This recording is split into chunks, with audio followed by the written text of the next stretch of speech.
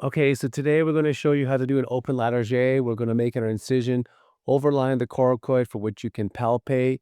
Once you do that, you want to identify the cephalic vein, which you can see here, and develop the delta pectoral interval.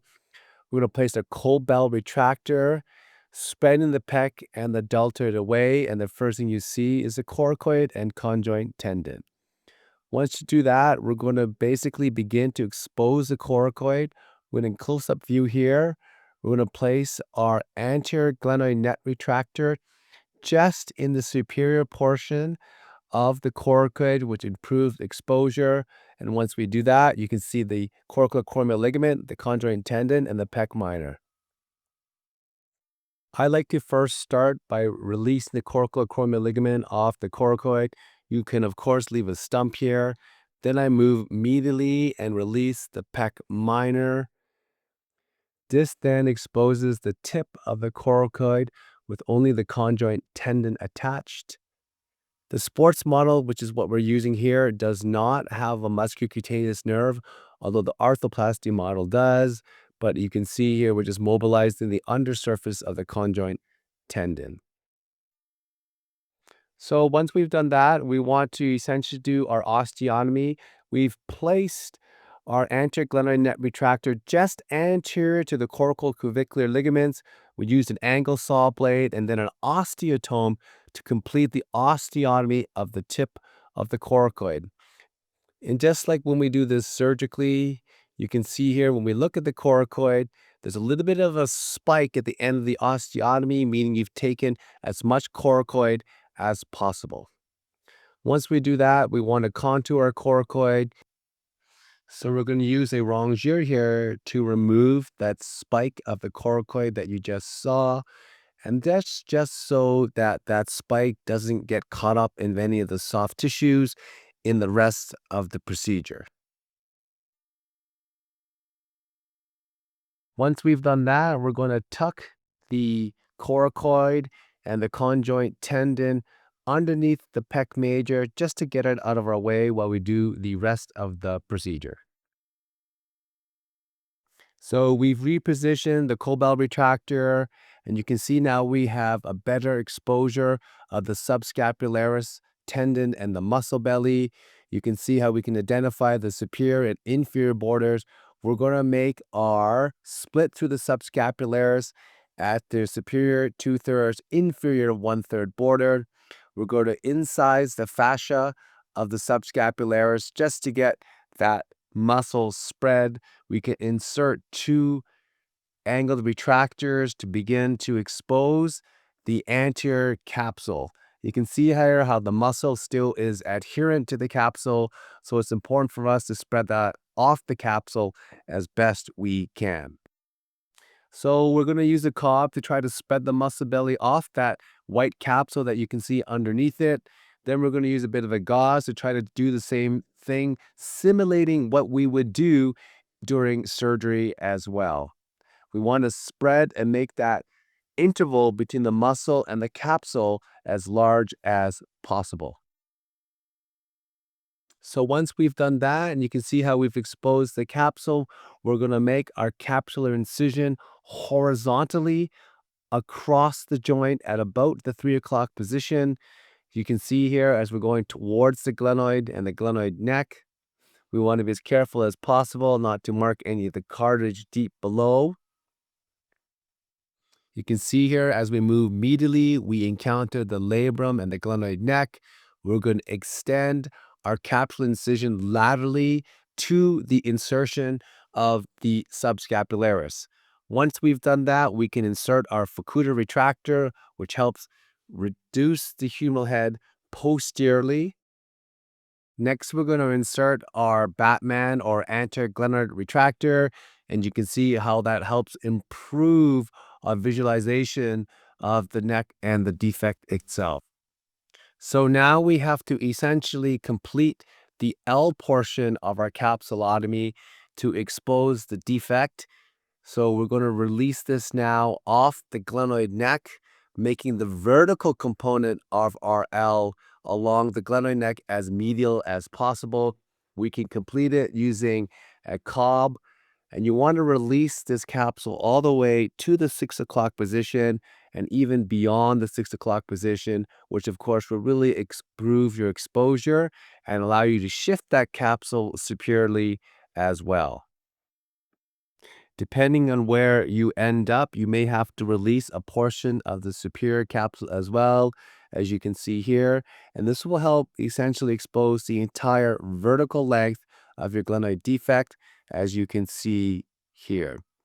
Now, this model, of course, comes with a glenoid defect, about a 20 to 25% defect. It's already made flat, but of course, you can continue to contour it as you like. So now we're going to move on to the preparation of the coracoid. We want to prepare the undersurface of the coracoid. We're using a sagittal saw to cut off the cortical bone and expose now the cancellous bone of the coracoid. Once we've done that, we can actually prepare the coracoid. This system here actually drills two parallel holes through the coracoid using the coracoid holder to stabilize the graft itself. This will help essentially hold the coracoid while we place it onto the glenoid neck for alignment purposes. This is the guide. You can see how the guide actually fits and mates with those two holes that we have just drilled. And now we're going to expose our anterior glenoid neck in preparation for positioning of the coracoid graft. Okay, so once we've done that, we're going to place our guide back onto the coracoid graft. And you can see how we can use the holder, essentially position the graft where we would like it, medially, laterally, superiorly, and inferiorly. I prefer to have my graft positioned flush or just medial to the articular surface of the glenoid. There are guides also that have a fin that helps, alignment with the face of the glenoid as well. Once you've done that, you want to essentially provisionally secure the graft to the glenoid by using K-wires. These K-wires you want to basically place all the way through the glenoid neck to the distal cortical surface. Once you've done that, you can measure the length of your screws. You can actually place this guide right along the wire to help measure the length of screw required. Of course, when you're doing this is a bit of an estimate. If you've plunged through the distal cortex, then that, of course, will overcall the length of your screw. Okay, so once you've done that, you have to drill now the rest of the way through the glenoid neck. Once that's completed, you can insert your screw for fixation. There's multiple different ways you can do this. I prefer two screws with this type of system. I also use a washer. There are small plates that are available as well, which can help distribute the forces along the entire length of the coracoid graft. So here's our second screw going in, helping to secure the more inferior portion of the coracoid graft against the glenoid neck. So once we've done that, you can see now how we've secured the entire length of the coracoid graft against the anterior glenoid neck. So that really is the bulk of the operation. Some people actually don't repair the capsule, particularly if they do this arthroscopically. My preference, of course, when you're doing it open, is to repair the capsule. You want to make sure you can identify and mobilize again the superior and inferior capsules. Of course, if you actually left a stump of the coracal acromial ligament attached to the coracoid graft, you can use that to suture your capsule to the residual coracal acromial ligament stump. In our particular case, we actually took the ligament off directly bone, so we're going to place anchors along the anterior glenoid rim. In this particular case, we're just going to use one anchor at the superior portion of the graft, probably about the 3 o'clock, 2:30 position. We're going to use a 2.8 millimeter Q-fix anchor. It's double loaded, and we can use those sutures to repair the superior capsule as well as shift the inferior capsule superiorly.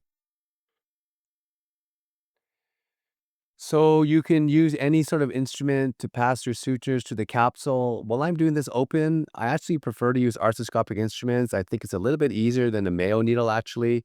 So we can use an antegrade suture passage device to pass our sutures through the inferior capsule.